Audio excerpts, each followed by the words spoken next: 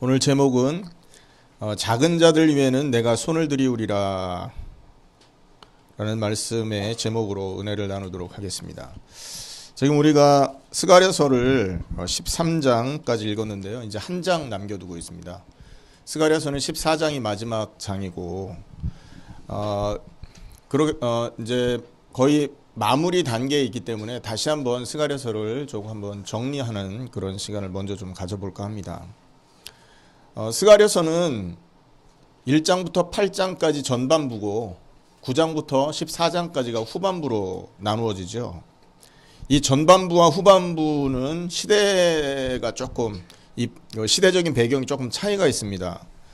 이 전반부 1장부터 8장까지는 성전 건축을 시작했던 그때부터 시작해서 성전 건축을 마무리 지었던 그날까지의 이 시대를 배경으로 하고 있습니다. 그래서 BC 536년부터 성전 건축을 시작합니다. BC 538년에 고레스 파사왕 고레스에 의해서 해방을 받고 돌아와서 70년 만에 돌아온 이스라엘이 2년 후 536년에 성전 건축을 시작했는데 2년 동안 성전 기초 공사하다가 여러 가지 방해 때문에 그것이 중단되죠.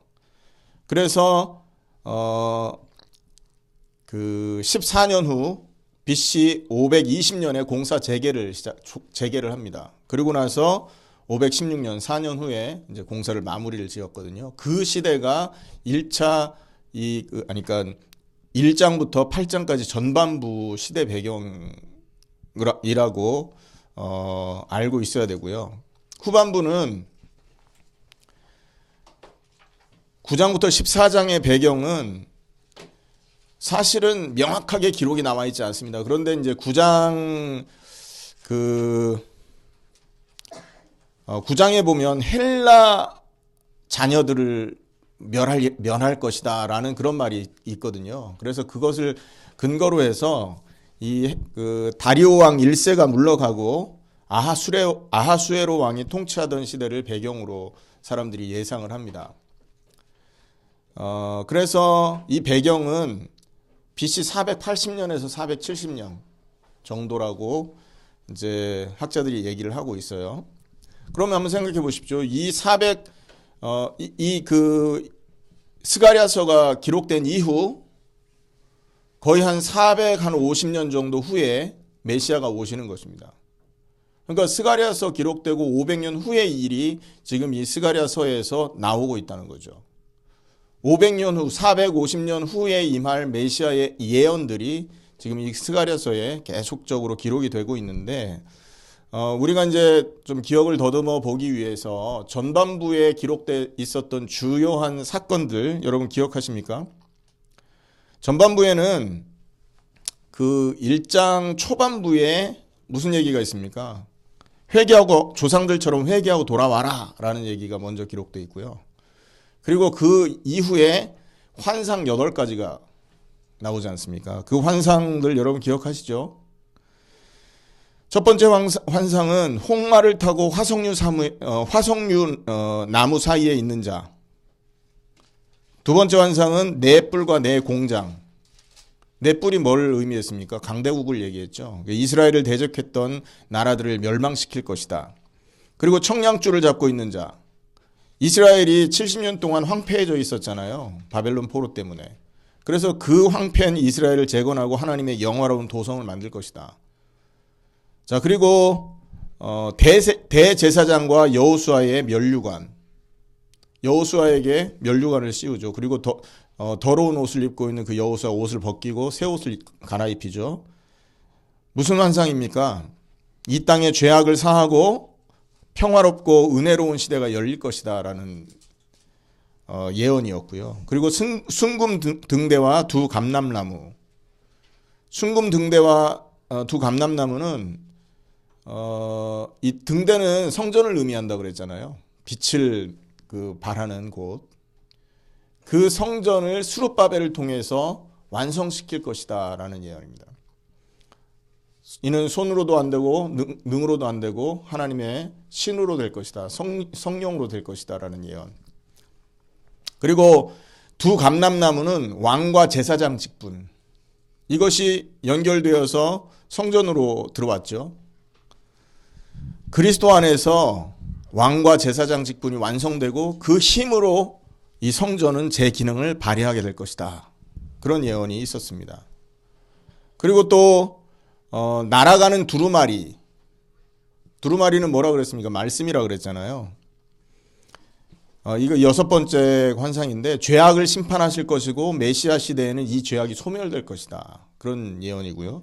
7번째, 여인이 어디에 담겨 있습니까? 한 여인이 에바 속에 담겨 있었죠. 그래서 예루살렘에 있던 불경건함이 죄악 속으린 시날, 이 시날이 바벨론의 그 지방이라 그랬지 않습니까? 그 바벨론 지방의 죄악의 도시로 옮겨져서 예루살렘은 다시 거룩해질 것이다. 그리고 마지막으로 두 산 사이에서 나온 네 병거, 온 세상에 하나님의 심판이 임해서 하나님의 백성들이 최후 승리할 것이다. 이런 말씀을 이 전반부에서 지금 하나님이 우리에게 주고 계셨습니다. 자, 그리고 9장으로 넘어갑니다. 이제 후반부로 넘어가는데 이 9장에서 14장까지의 이렇게 딱 들어왔을 때 9장에 여러분 딱 떠오르는 게 떠오르는 하나님의 말씀 기억나는 게 있습니까?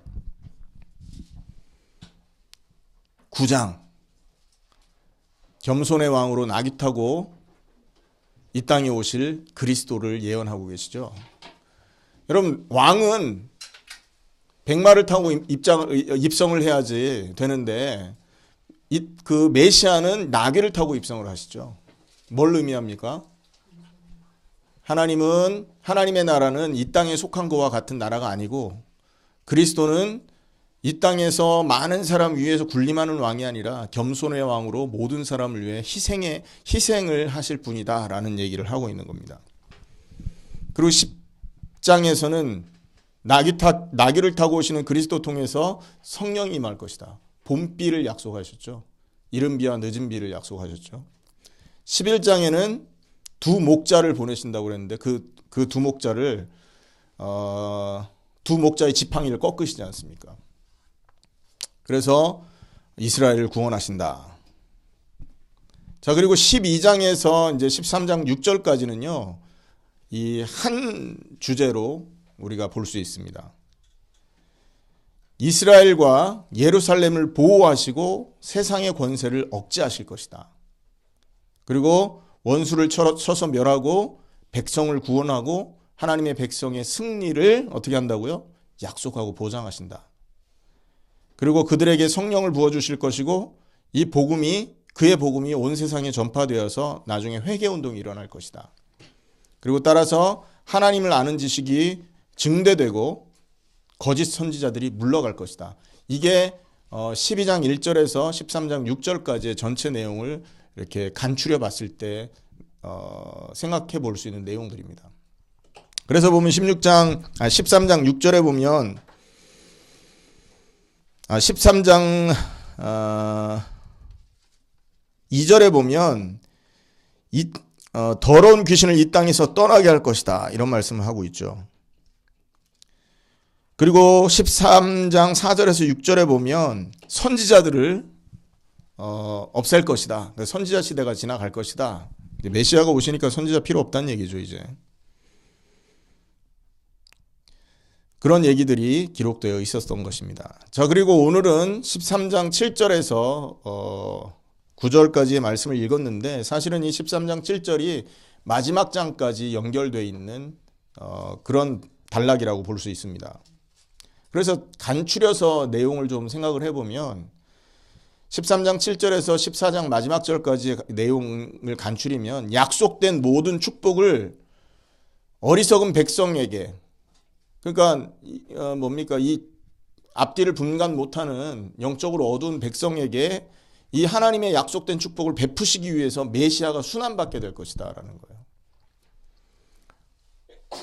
여러분, 이스라엘 백성들이 예수님을 메시아라고 진짜 믿었다면 정말로 이 은혜가 가득 차서 이분이 우리 인생을 구원할 그 스갈에서 예언된 그분이다라는 사실을 정말 믿었다면 예수님 십자가에 못 박았을까요? 그렇지 않았겠죠. 그러니까 영안이 닫혀 있고 앞뒤를 분간 못하는 거예요. 하나님의 비밀의 말씀을 깨닫지 못하는 그들 때문에 그리스도가 십자가 지고 고통을 당하게 될 것이다 라는 게 이 이제 본문에서 나오는 내용이고요. 그것 때문에 예루살렘은 심판받을 것이다. 여러분 2차 세계대전 때 유럽 사람들이 이스라엘 사람들 되게 싫어했거든요. 독일 사람들이 그런 어떤 미운 감정 때문에 학살을 하기도 했지 않습니까? 근데 왜 싫어했냐 하면 대체적으로 보면 그들이 유럽 사람들이 기독교를 받아들인 상태였단 말이에요. 유대인은 어떤 사람입니까? 예수님을 죽인 민족이라고. 메시아를 죽인 민족이기 때문에 그 마음속에서 경멸을 하는 그런 생각들이 있었던 거예요. 그래서 그들을 더 잔인하게 핍박했다는 그런 어떤 보고들을 들은 적이 있거든요. 그렇게 봤을 때 이스라엘의 이 그 멸망과 흩어짐과 고통은 메시아를 핍박한 데 기인하고 있다는 거죠. 그것이 이 스가랴서에 이미 예언이 되어 있는 말씀이고요. 그리고 이런 핍박과 심판이 예루살렘에 임할 때 악인과 의인을 나누게 될 것이다 라는 얘기를 하고 있는 겁니다. 그렇지 않습니까? 예수를 그리스도로 믿는 의인과 예수를 그리스도로 믿지 않는 악인으로 이게 이제 구분이 되어서 의인은 하나님의 보호를 받지만 악인은 흩어짐을 면하지 못하고 심판 속에 빠지게 되는 그런 그런 사태를 당하게 될 것을 예언합니다. 역사도 그걸 증명하고 있죠. 그리고 마지막으로 의인들은 풀무에 순결하게 만들어서 풀무불, 금을 재련하는 그런 어떤 장소죠. 대장간에서 뜨거운 불에다가 그 쇠를 녹이지 않습니까? 그 뜨거운 불을 풀무불이라 그러는데 그 풀무에 순결하게 만들어서 결국 하나님의 영광의 나라 속으로 들어가도록 인도하실 것이다. 이게 이제 마지막 그 13장 7절에서 14장 21절까지 전체적인 내용을 좀 정리한 부분입니다. 그래서 여러분이 스가랴서를 다시 한번 여러분 쭉 읽어가시면서 이 안에 있는 그리스도의 예언과 그리스도를 통해서 주신 언약을 여러분 묵상하실 때 여러분 좀 참고하시고 도움을 받았으면 좋겠고요. 오늘 본론은 그 13장 7절에서 9절 안에 있는 내용으로 우리가 좀 묵상을 해보려고 합니다. 제목이 뭐냐? 아까도 말씀드렸지만 작은 자들 위에는 내가 손을 들이우리라 이런 말씀을 하고 있어요. 자, 7절에 보세요. 만군의 여호와가 말하노라. 칼아 깨어서 내 목자 내 짝된 자를 치라 라고 말하고 있거든요. 여기서 내 목자가 누굴까요? 나의 짝된 자가 누굴까요? 메시아 그리스도를 말합니다. 하나님께서 이 그리스도를 이렇게 공격하라고 칼에게 명령을 하고 있는 겁니다. 그러니까 그리스도의 순환이 하나님에 의해서 이루어지고 있다는 것이죠. 그래서 여기서 보면 칼아 명령의 주체는 하나님입니다. 하나님이 칼에게, 다시 말하면 흑암의 이 어둠의 세력들에게 말하는 거거든요. 깨어서 내 목자 메시아를 말하고요. 참된 목자를 말하겠죠. 그리고 내 짝된 자 누굽니까? 그분이 바로 하나님과 동등된 분이다라는 겁니다. 여호와 하나님과 동등되신 그 메시아를 쳐라. 그러면 양이 흩어지려니와 작은 자들 위에는 내가 손을 들이우리라 이렇게 말씀하고 계시죠. 여러분 우리가 그 신약 성경을 보면 예수님이 십자가 지실 때 제자들이 한 사람도 남아있지 않고 다 흩어졌지 않습니까? 그리고 마가복음에 보면 예수님이 저쪽에서 막 못 박히고 막 심판받을 때 이렇게 벗은 몸으로 담요 하나 뒤집어 쓰고 있다가 도망가는 사람이 나와요. 그 사람이 누구냐면 마가거든요, 마가. 그러니까 제자들이 한 사람도 남지 않고 예수님 곁에서 다 흩어지게 됩니다. 말씀에 성취인 것이죠. 마태복음 26장 31절 말씀에 나와 있습니다. 그때에 예수께서 제자들에게 이르시되 오늘 밤에 너희가 다 나를 버리리라. 기록된 바 내가 목자를 치리니 양의 떼가 흩어지리라 하였느니라.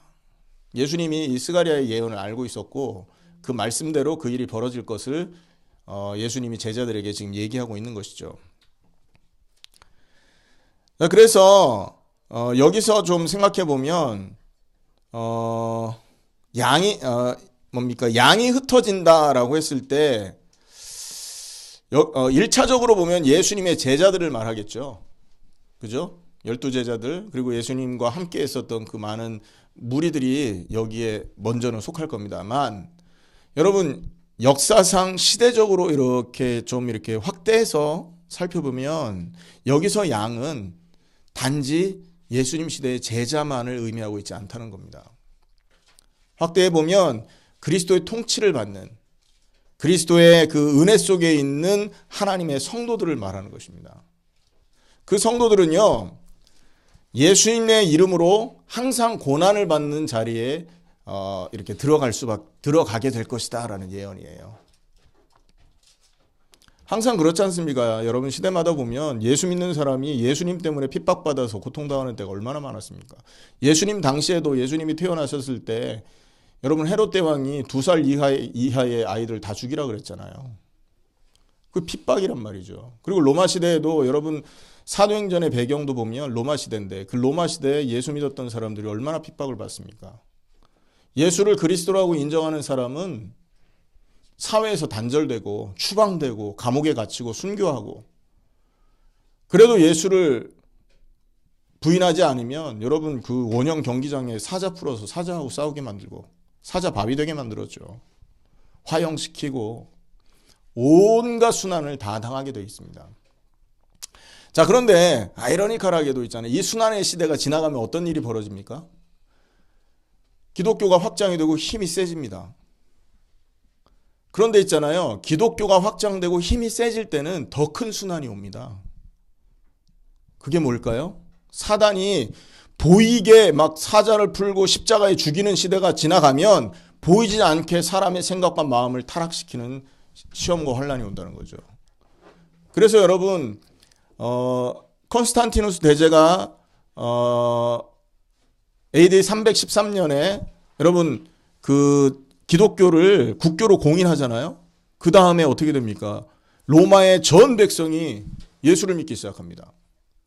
아니 예수를 믿은 게 아니지. 교회를 다니기 시작합니다. 그러니까 정치인들도 정치를 하려면 예수 믿는 사람에게 아부를 해야 되는 거예요.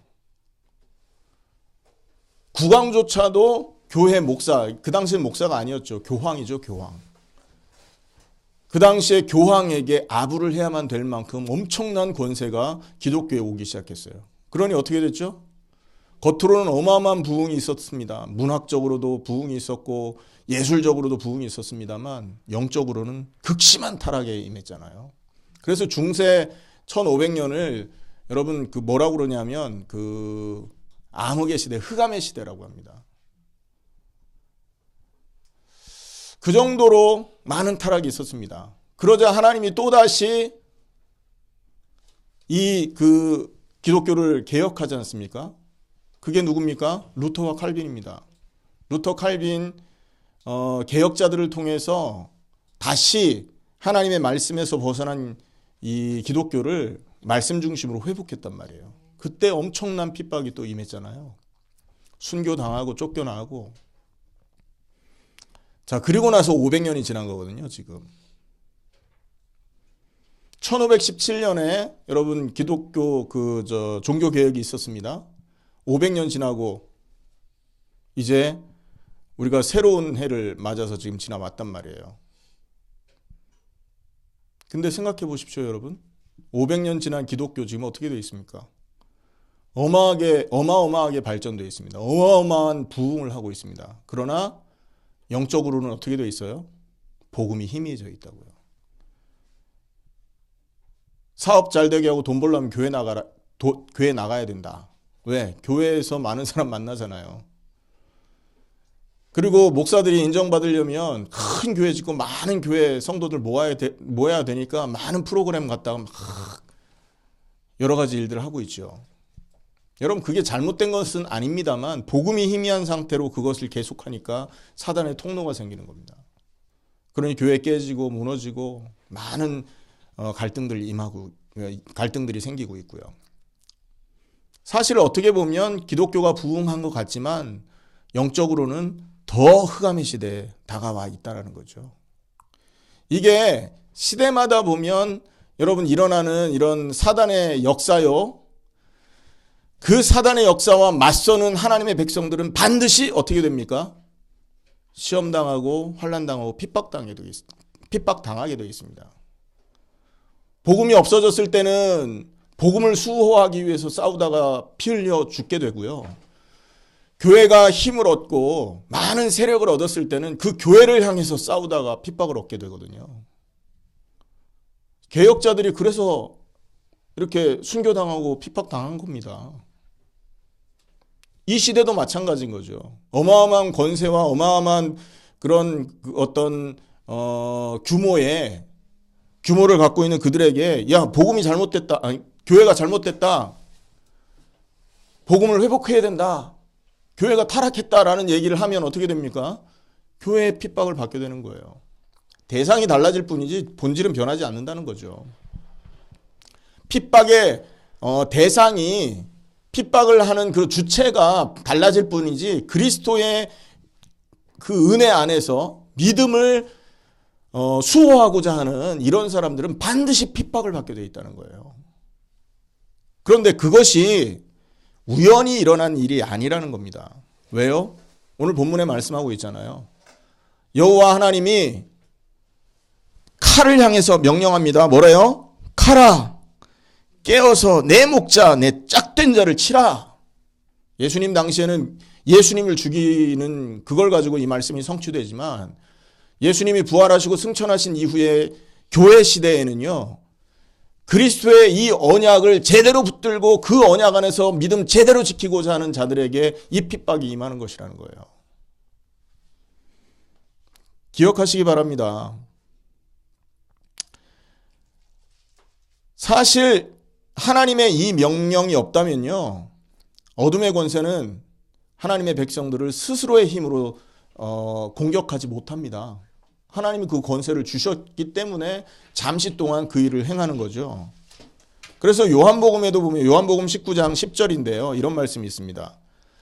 빌라도가 이르되 내게 말하지 아니하였느냐? 내가 너를 놓을 권한도 있고 예수님께 빌라도가 하는 말입니다. 내가 너를 풀어줄 권한도 있고 십자가에 못 박을 권한도 있는 줄 알지 못하느냐? 예수께서 대답하시되 위에서 주지 아니하셨더라면 나를 해할 권한이 없었으리라. 그러므로 나를 네게 넘겨준 자의 죄는 더 크다. 이게 뭡니까? 스가랴서를 예수님이 인용하신 거예요. 메시아가 순환받고 있는데 그게 그냥 일어나는 게 아니고 하나님이 네게 칼을 쥐어줬고 권세를 쥐어줬기 때문에 지금 이 일이 벌어지는 것이다 라는 거죠. 어느 시대나 하나님의 예언에 의해서 하나님의 말씀에 의해서 여러분 언약을 잡은 자 성경이 말한 참된 복음을 이렇게 붙들고 살고자 하는 자들은 반드시 세상 권세에 의하여 고통과 핍박을 받게 되어 있습니다.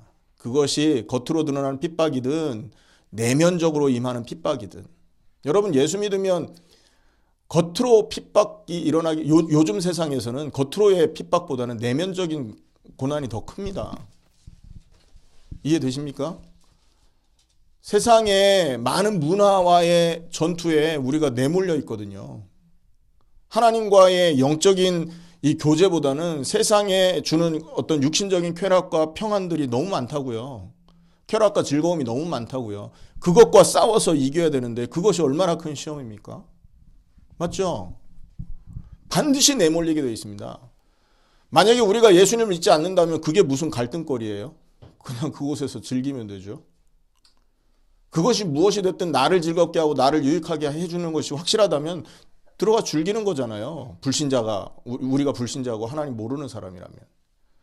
그리스도의 십자가와 부활의 그 은혜를 알지 못하고 그것과 상관없이 사는 사람이라면 아무 갈등하지 않게 돼 있어요. 하지만 내면적으로 우리가 예수를 믿는 믿음 때문에 그것과 갈등하게 되고 그것에 핍박을 받게 돼 있다니까요.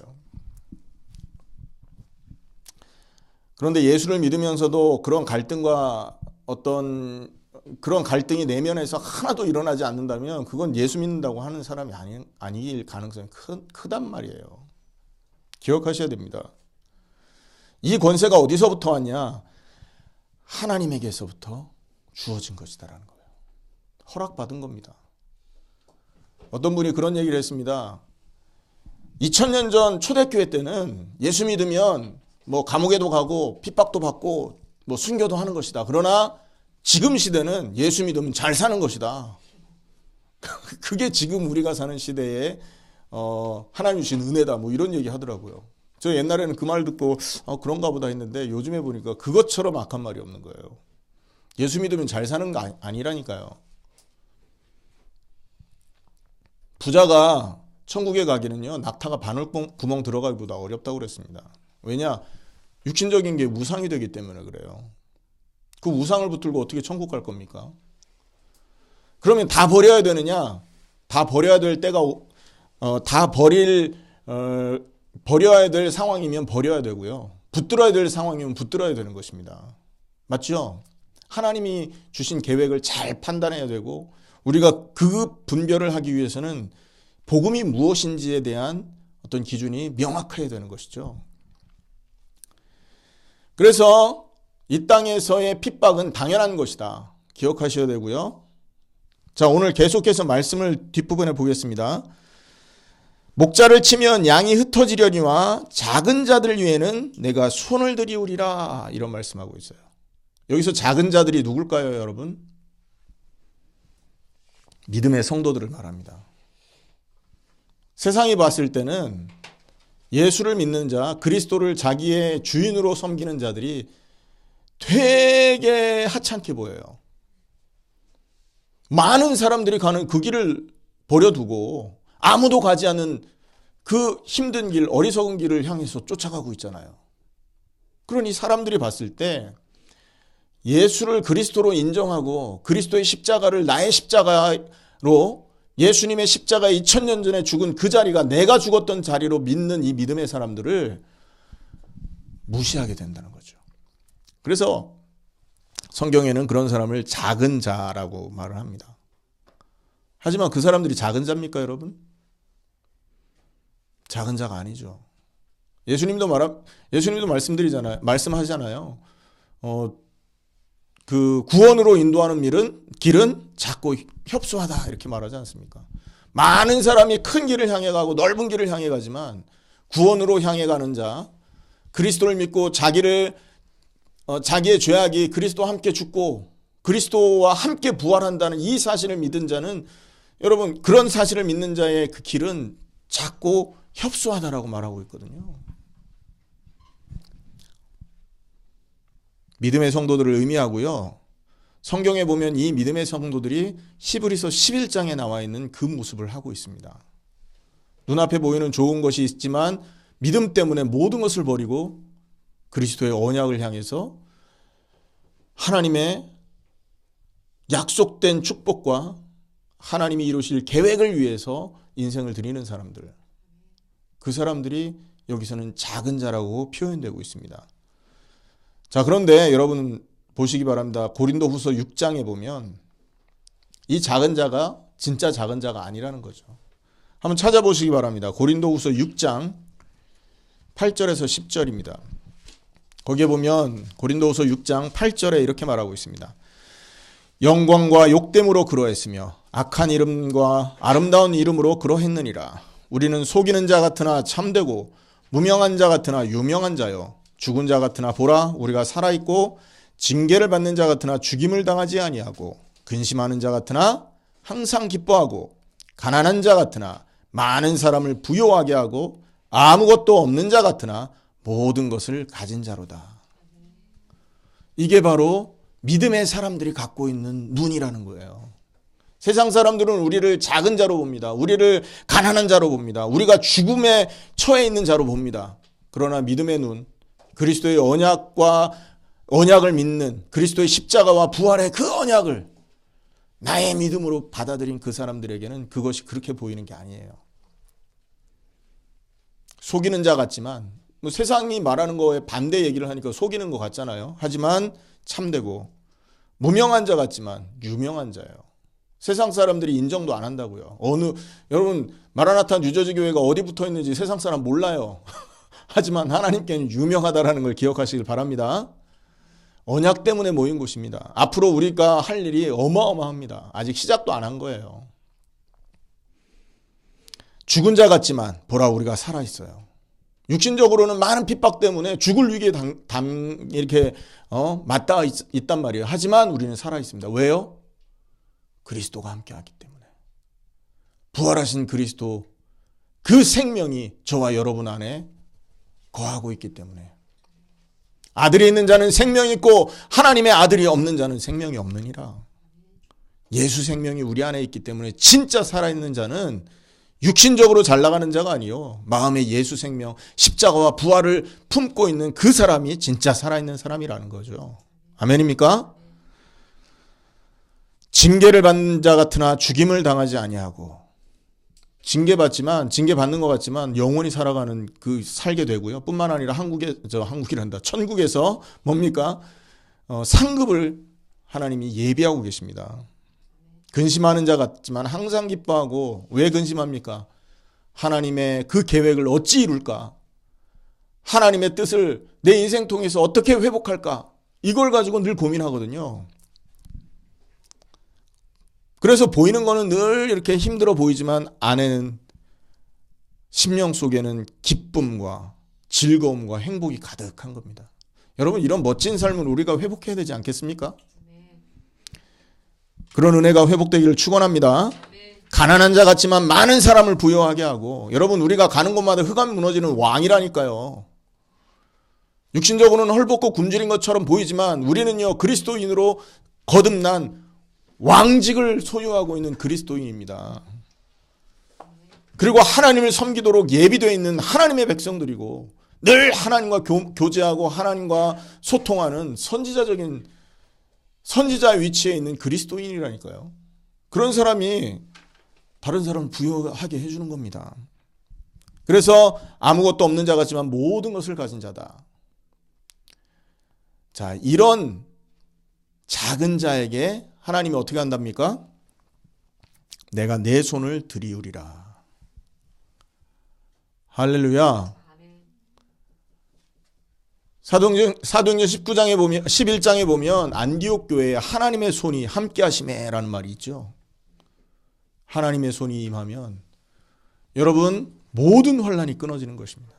문제가 안 되는 거예요. 여러분 하나님의 손이 요셉에게 임하니까 어떻게 됩니까?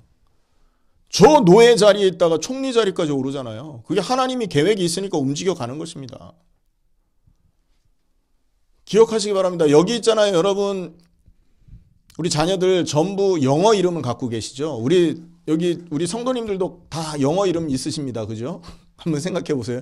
여러분이 가지고 계신 80에서 90%의 그 영어 이름이 전부 보면 역사상 하나님의 손이 함께 했던 사람들이에요.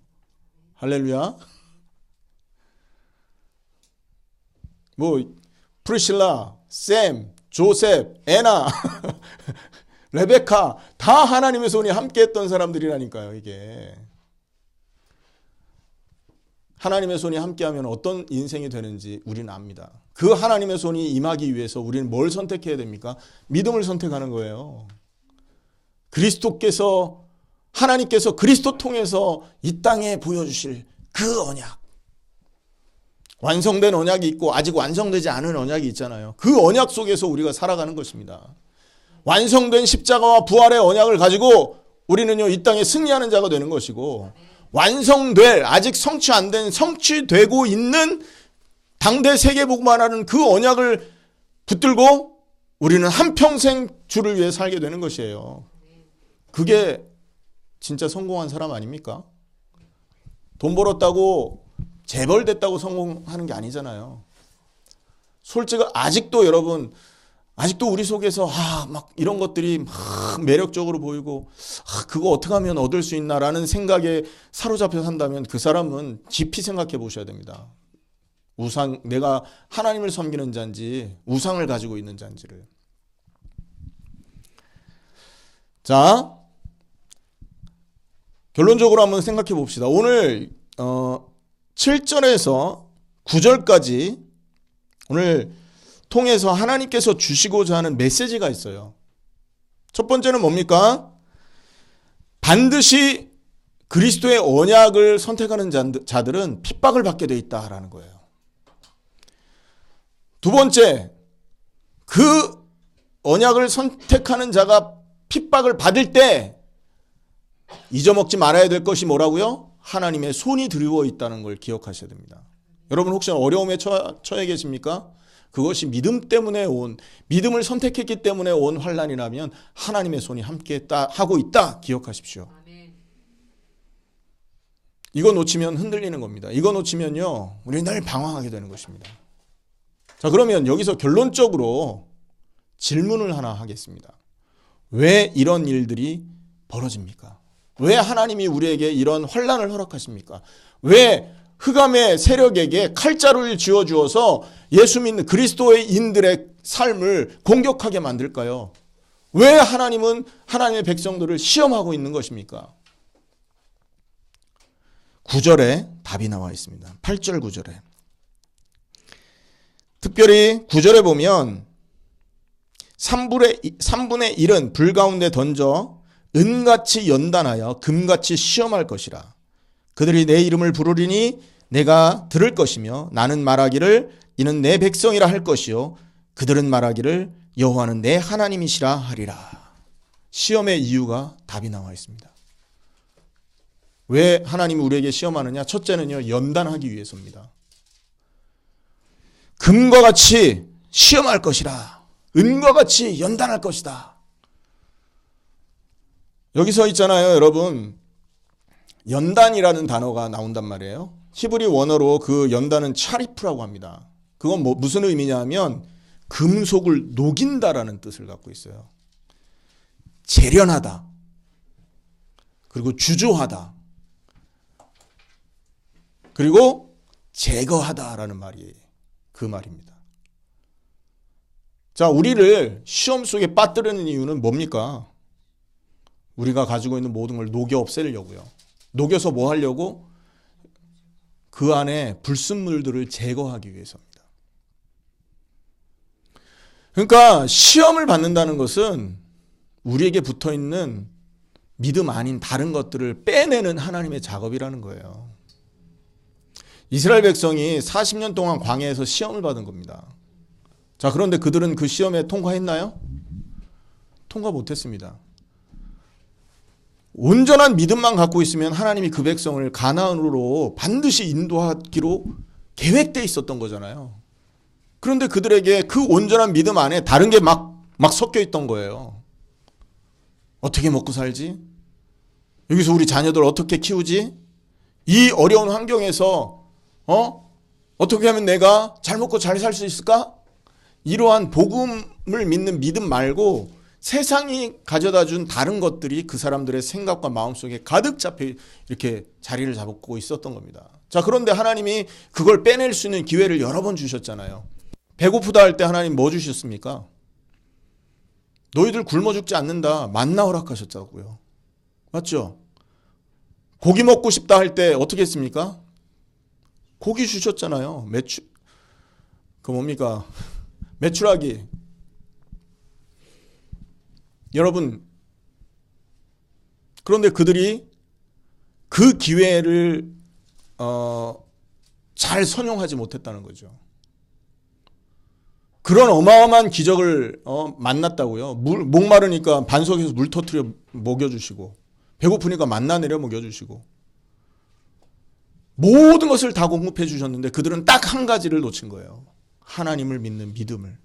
전적으로 우리와 함께 하시며 우리의 인생을 책임지고 계신 그 하나님의 실존 자체를 그들이 인정하지 못했던 거예요. 그러니까 문제 올 때마다 원망하고 불평하고. 그래서 그들은 어떻게 됐습니까? 광야에 다 무덤을 쓰고 말았죠. 하지만 새로운 세대에 20세 미만 출애굽하기 이전에 출애굽했을 때 20세 되지 않았던 그 사람들을 하나님이 세워서 믿음의 사람으로 변화시켜서 새로운 세대가 가나안을 정복하게 했다고요. 그들에게는 믿음이 있었던 겁니다. 그 증거가 어디 나옵니까? 여러분 요단강에서 그 믿음이 증명되잖아요. 홍해 때는 하나님이 갈라놓고 보냈지만 요단강 가나안을 정복하기 위해서 그 건넜던 그 요단강은 어떻게 건넙니까? 갈라놓고 건넜습니까? 아니에요. 그 사람들이 믿음의 발을 내디뎠을 때 요단강이 갈라집니다.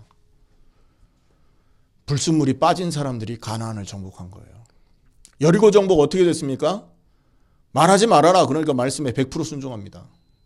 우리 같으면 어떻게 했겠어요? 전쟁을 하고 성을 무너뜨려야 되는데 성을 도를 해. 그냥 하루에 한 바퀴씩.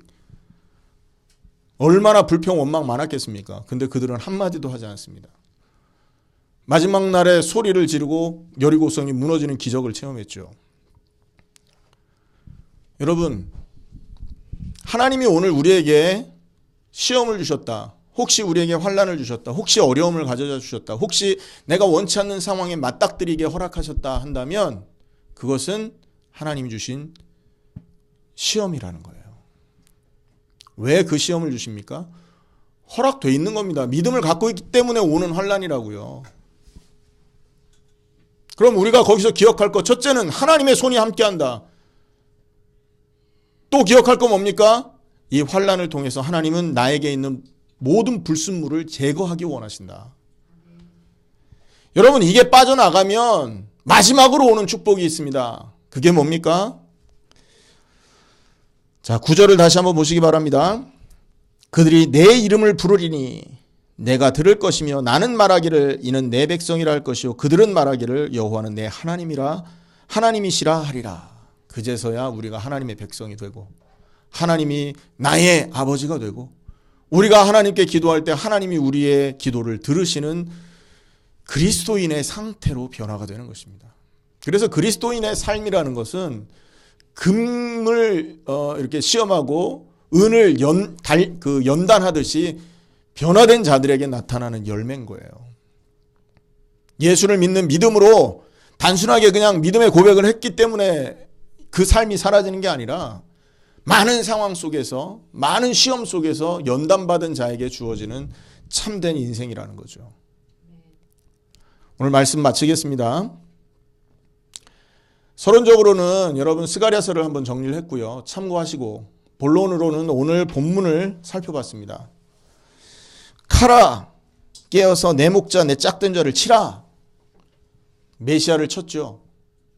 메시아의 언약에 붙어있는 저와 여러분도 이런 시험을 당하게 되어 있습니다. 하지만 기억할 것은 많은 사람들은 흩어져서 환난을 당하고 멸망을 당하겠지만 작은 수의 사람들, 어리석게 세상이 봤을 때 어리석게 보이는 그 믿음의 사람들은 하나님의 손이 함께 하고 계시는 것을 기억하시길 바랍니다. 그리고 왜 이런 시험을 하나님이 우리에게 주시냐? 그 시험을 통해서 믿음 아닌 것들을 빼내라고 시험을 주시는 겁니다. 그래서 이 시험의 종류들은요, 여러 종류가 있습니다. 어떤 사람은 경제적인 문제로 오기도 하고요. 어떤 사람은 인간 관계 문제가 오기도 하고, 어떤 사람은요, 내가 원하는 것에서 여러분 이렇게 거꾸로뜨림을 당하듯이 이렇게 내처짐을 당하는 그런 경우도 있습니다. 그러나 이런 육신적인 모든 시험이 한 가지를 목표하고 있어요. 뭘 목표합니까? 내게 믿음 아닌 다른 것들을 빼내고 예수를 그리스도로 믿는 믿음에 굳게 서기를 원하시는 하나님의 깊은 뜻이 그 안에 들어가 있다는 것이죠. 그 믿음의 시험을 통과했을 때 우리는 어떻게 되는 겁니까? 하나님의 사람으로 하나님의 백성으로 서게 되는 것입니다. 그럼 그때가 언제냐? 언제 그때가 오냐? 오늘일 수도 있고 내일일 수도 있습니다. 왜요? 저 먼 언젠가가 아니에요. 왜? 우리의 믿음이 오늘 자리 잡을 수도 있는 거 아닙니까? 아멘? 이 믿음을 갖게 되는 것에 여러분 시간을 낭비하지 마십시오. 빨리 가능하면 조속한 시일에 이 믿음이 생길 수 있도록 여러분 애쓰십시오. 그렇게 됐을 때 하나님이 함께하는 그 삶, 그리스도께서 우리와 함께하며 그리스도인으로 이 땅에 빛과 소금의 역할을 할 수 있는 그 삶이 길어지게 되는 것입니다. 꼭 그런 응답 있기를 예수님의 이름으로 축원합니다. 기도하겠습니다.